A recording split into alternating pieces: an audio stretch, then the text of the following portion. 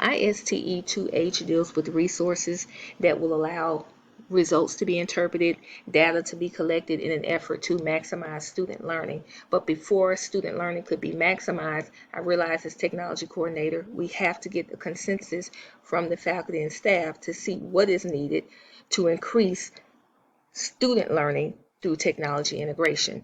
So they were asked to complete a wish list of what they wanted in their classroom to assist with student learning. They were asked to come up with 3 objectives and ways they could implement technology.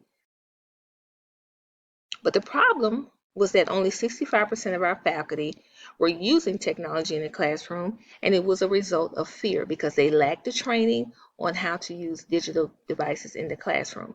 Google Classroom is the platform that MPS wants teachers to move towards, and so I am in the process of developing a course, professional development course, to teach more on Google Classroom, how to add links, how to research other digital tools.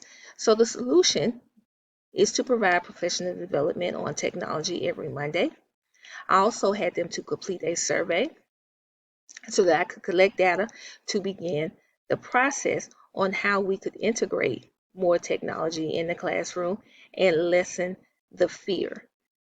I was glad to know that it was only fear and just not stubbornness in terms of no, I'm not going to integrate technology, especially now in this day and age with the pandemic. Technology is key to communicating across the board, from administrators to teachers to parents to students. And so if we can lessen that fear, that will for one increase student learning because they will embrace it, they will learn more about it,